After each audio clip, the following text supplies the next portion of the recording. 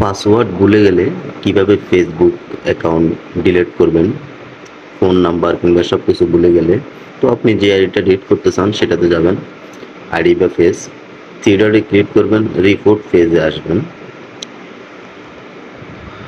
Report ফেজে click করে ফ্যাক প্রোফাইলে ক্লিক করবেন।